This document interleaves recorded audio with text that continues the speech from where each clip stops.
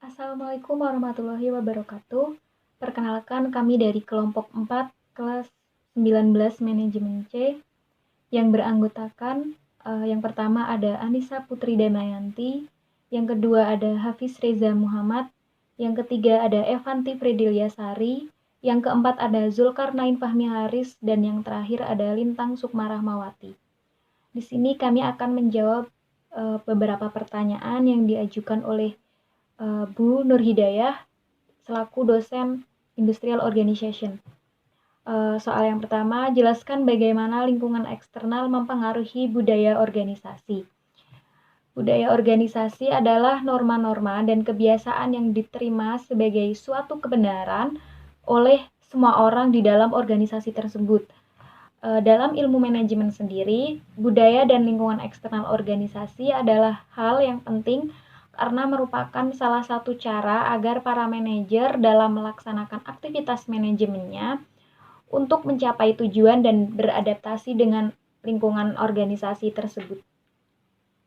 Terdapat 3 tingkatan budaya perusahaan, yakni hal-hal yang dapat dilihat, nilai-nilai dan asumsi-asumsi.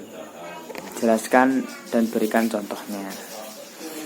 Ini yang pertama, tingkatan organisasi menurut Sains itu mengklasifikasikan budaya organisasi dalam 3 kelas. Yang pertama yaitu kelas artefak atau yang dapat dilihat. Artefak merupakan aspek-aspek yang dapat dilihat, budaya yang dapat dilihat.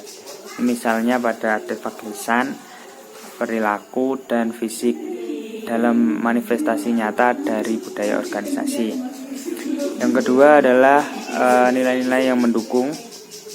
Nilai-nilai yang merupakan dasar titik berangka evaluasi yang dipergunakan anggota organisasi untuk menilai organisasi, perbuatan, situasi, dan hal-hal lain yang ada dalam organisasi tersebut. Ini misalnya ketika ada penilaian antar karyawan, penilaian antar atasan dan bawahan, dan lain sebagainya untuk mengevaluasi kinerja tersebut.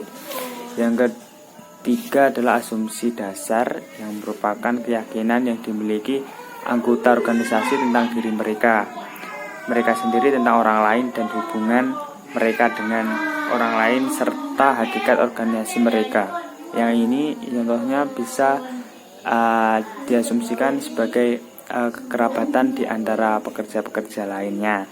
Misal hubungan antara karyawan dengan atasan dan lain sebagainya.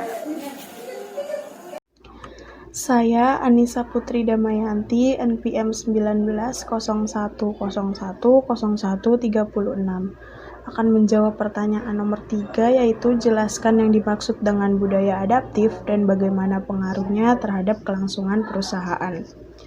Definisi dari budaya adaptif dikemukakan oleh McShane dan von Glinow pada tahun 2010, di mana budaya adaptif itu merupakan sebuah budaya organisasi di mana para karyawannya dapat menerima perubahan-perubahan yang ada, termasuk organisasi penyelamatan yang memelihara lingkungan dan perbaikan proses internal yang berkelanjutan. Perubahan-perubahan yang terjadi ini misalnya seperti pada perubahan teknologi pada era yang semakin maju ini, dan juga perubahan yang terjadi di dalam masyarakat. Budaya ini dapat diwujudkan dan diterapkan baik secara fisik, konten, maupun aktivitas-aktivitas lain yang dapat membantu memicu performa dari para karyawan ini maupun dari perusahaannya.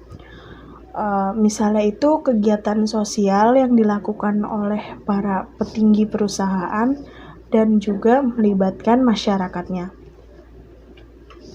Budaya adaptif ini memang sudah seharusnya ada di dalam perusahaan, dan juga budaya ini sengaja diciptakan oleh perusahaan supaya para karyawannya dapat meningkatkan kinerjanya dengan baik. Karena itu budaya ini dapat memicu suasana dan harapan organisasi yang sehat secara psikologis.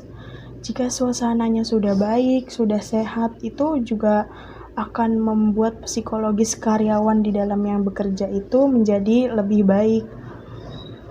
Dan keadaan ini tuh dapat menghasilkan effort dan perubahan-perubahan yang baik dalam perusahaan. Juga keeksistensian perusahaan akan membaik dan berumur panjang.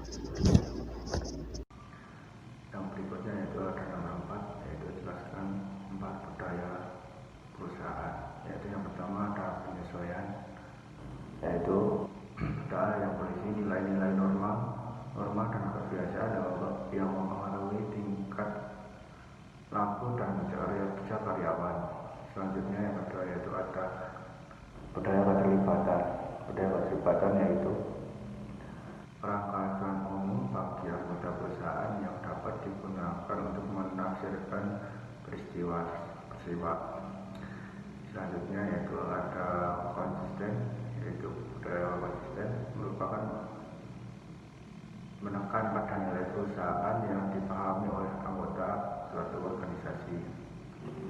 Dan yang terakhir yaitu ada budaya pencapaian. Budaya pencapaian yaitu individu di dalam suatu perusahaan harus mengetahui manfaat daya perusahaan dalam mencapai tujuan bersama di perusahaan tersebut. Perkenalkan, nama saya Fanti Fredelia Sari, NPM 19010139. Di sini saya akan menjawab pertanyaan nomor 5. Jelaskan yang dimaksud kepemimpinan budaya dan bagaimana pengaruhnya terhadap kinerja perusahaan. Kepemimpinan dan budaya organisasi merupakan fenomena yang sangat bergantung, sebab setiap aspek dari kepemimpinan akhirnya membentuk budaya organisasi.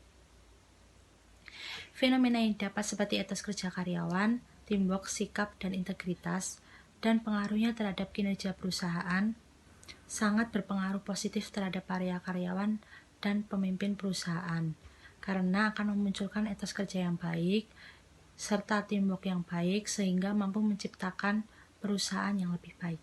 Terima kasih.